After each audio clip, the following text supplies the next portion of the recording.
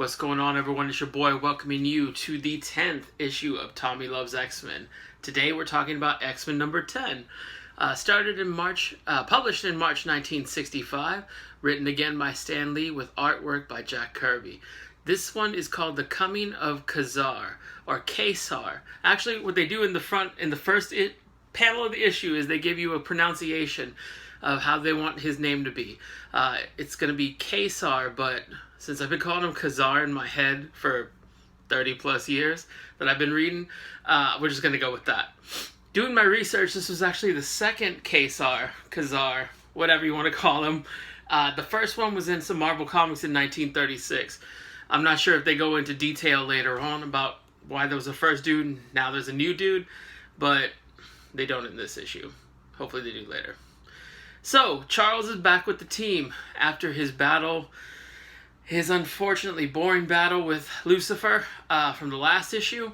He's back with the team. Now he's rocking a brown suit because Scott is like, you know what? I dig these green threads, son. I'm going to keep them. And Charles is like, I guess. I mean, it'd be weird if two dudes wear the same matching suits. Did this come out of my closet? But you know what? I'm just going to go with this brown one. So we do, like we normally do, we start off with the training montage. Green suit Scott and brown suit Charles are observing the rest of the X-Men, and their powers are growing exponentially. So Jean's power is getting to the point where she can put a needle through a thread just using her mind, and in this one, she actually takes apart a rifle and puts it back together in record time, and they're all like, Jean, you're awesome. Meanwhile, Scott hits us with an early Jean's hot. He's like, oh, that Jean Grey. And she's like, oh, that's Scott Summers, but they don't tell each other. We keep doing that song and dance. Another issue. And then we cut to Angel, who wasn't at the training. They're like, what are you doing? And he's like chilling there watching TV, drinking him a pop or soda. I just assumed they called it pop then. Some places call it pop, right? Well, whatever. They don't call it here in San Francisco. They call it soda. Anyway, Angel sees a dude. That's the point. Angel sees a dude on TV. And he's dressed real weird considering that he's watching a thing on Antarctica. This dude pops up with a saber-toothed tiger, and Jean's like, well, he's wearing nothing but a loincloth. And the rest of the X-Men are like, is that all you noticed from that? Because he just attacked those people, and he's got a saber-toothed tiger with him, Jeannie. But whatever. They're like, oh, well, if he can survive the cold, he's got to be a mutant, right? This dude's a new mutant. We're going to go meet him, be mutant best friends. They check in with Papa Chuck, and Papa Chuck like, no, he ain't no mutant. If he was a mutant, I would know, okay? I'd Cerebro pick up his vibe, and he would be like, new mutant, but he ain't. And they're like, well, can we go check it out anyway? I mean, we got really nothing going on here. It's kind of boring today. And he's like, yeah, go. Go to Antarctica on a whim. Why? Why would he let them go? Like, say they leave, and 20 minutes later, Magneto starts up his mess, brings all his drama to the X-Mansion, brings the battle right to him, and he's like, well, I guess it's just me, because everybody else left. But they go, and, it doesn't affect them in that way, any problem, which is good, spoiler.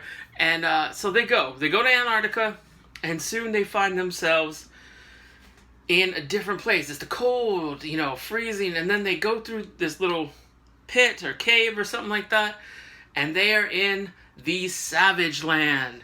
Yeah, a land that time seemingly forgot. Almost as if it was like some lost world, Jurassic type era thing that X-Men started, if we're going to say that they started Jurassic Park, but they didn't. But they did. Anyway, so they don't call it that. They don't call it the Savage Land. It's just, wow, look at this area. And then we see it. Dinosaurs. X-Men and dinosaurs. X-Men and dinos are together at last. I should stop this song before it's copyright infringement. So the X-Men start battling dinosaurs, and yes, it is as awesome as you would imagine. Scott shooting his optic beams at I forget what they're called. Anyway, the things that fly. Put it in the comments, because I can't remember. I'm drawing a blank. But the thing that Sauron ends up being, except for he's not in this issue. I'm going off on tangents today. This is a weird 10th issue. 10th issue, So they start attacking the dinosaurs because they're like, what the heck's this? And their natural instinct is to attack. And the people that live there, the swamp people that see it, attack the X-Men. The X-Men fight back. And of course, because they're horrible, they single out and kidnap Jean. So Jean's a damsel in distress, even though we know she's not. She can handle herself, but she gets kidnapped. She gets kind of knocked out. And then ka-zar shows up. ka-zar shows up. And he's like, you guys need help? And the X-Men attack him. Now, the X-Men have shown up, fought some dinosaurs, fought some dudes, and fought this other dude. And we're supposed to think they're the heroes? Like, if somebody showed up on my block and I'm out there hanging out, and he comes and knocks my glasses off my face just because he's here on the block, or they're there on the block, it's weird. Okay, the X-Men not being very heroic on this one. But ka-zar decides to help them out anyway. And in the course of the issue, Angel gets kidnapped as well. So really the people are attacking the pretty X-Men. And Jean and Angel kind of even mention this later. Like, oh, they went for us first. And they plan to make a sacrifice for him. Rest of the X-Men and ka-zar ain't having it. And he also refers to himself as the Lord of the Jungle. Now, I'm hoping a future issue, or maybe if he gets his own series, I don't know if he got his own series. I probably should have researched that, but I didn't. Maybe Tarzan's going to show up and be like, that's my title, bruh. That's my title. And then they have a walk-off, people, a walk-off. One can hope. Doesn't happen in this issue, though. Spoilers. But we do get Jean and Angel versus a T-Rex.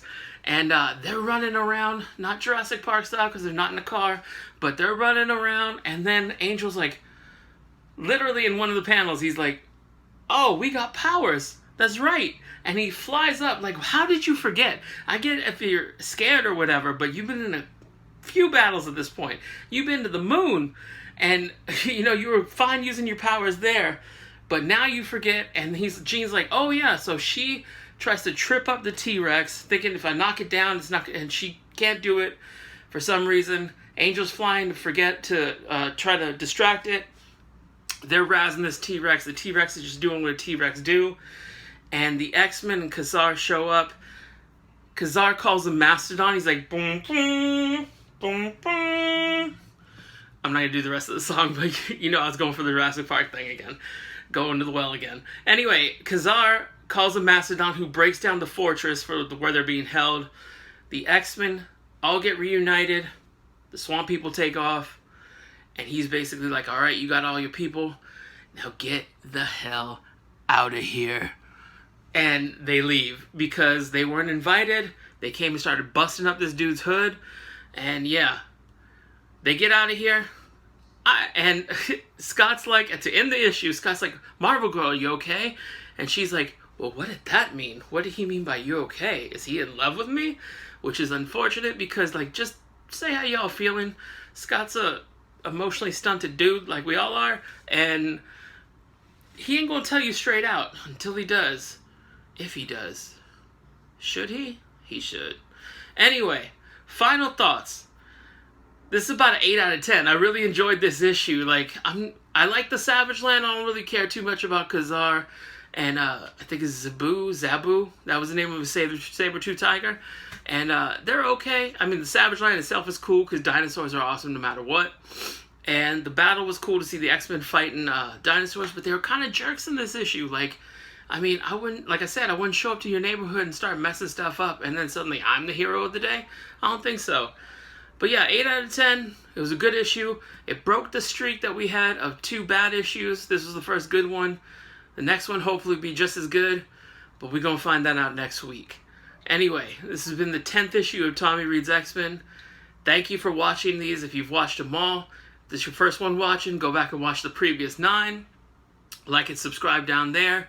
Leave me comments on what the pterodactyl's name. That was it. That was the one I was trying to remember that Scott Optic beamed.